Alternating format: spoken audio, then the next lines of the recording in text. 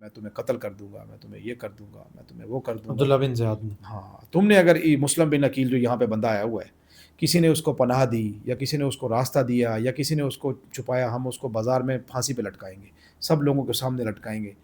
تو کوفہ کے لوگ قدرتی طور پر بزدل لوگ تھے۔ کہتے ہیں کہ ٹھیک مسلم ہے. بن عقیل کے پیچھے لاکھوں کا مجمع، ایک خطاب کے بعد زیرو۔ اب وہ کدھر گئے، لاکھوں، 40,000 ہو گیا، پھر 20 ہو گیا، پھر 10 ہو گیا، پھر گنتی کے بندے رہ گئے۔ تو مسلم بن عقیل بیچارے پریشان کہ میں تو خط بھی لکھ چکا ہوں، وہ تو وہاں سے آئیں گے اور معاملہ تو بہت زیادہ خراب ہو جائے گا۔ اگر جی بالکل. آل رسول آتی ہے اور یہاں پہ آتی ہے تو آگے حالات سازگار نہیں ہیں۔ تو اب کیا ہوا کہ مسلم بن عقیل کے اوپر سختیاں شروع ہو گئیں۔ ٹھیک ہے. اس جو نیا آدمی گورنر لگا عبداللہ بن زیاد، اس نے کہا کہ ابھی ابھی مجھے تلاش کر کے دو، کدھر ہے وہ بندہ؟ تو عروہ بن ام ہانی رضی اللہ تعالیٰ عنہ ایک صحابی تھے، ان کے گھر میں انہوں نے پناہ لی۔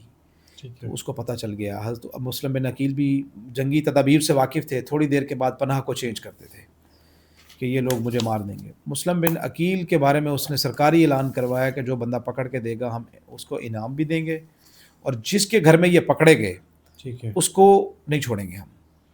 تو مسلم اوکے. بن عقیل نے کہا کہ بجائے اس کے کہ میں کسی کے گھر میں جاؤں، میری وجہ سے اس کے اوپر مشکلات و مصیبتیں آئیں، میں گرفتاری دیتا ہوں، تو کچھ لوگوں نے ان کو منع کیا کہ یہ ظالم آدمی ہے، یہ آپ کو نہیں چھوڑے گا، مار دے گا آپ کو، آپ اس کے سامنے نہ جائیں۔ ٹھیک مسلم ہے. بن عقیل اللہ تعالیٰ کی جو بتائی ہوئی جنگی تدبیریں ہوں ان کے حساب سے وہ رپوش رہی گئیں۔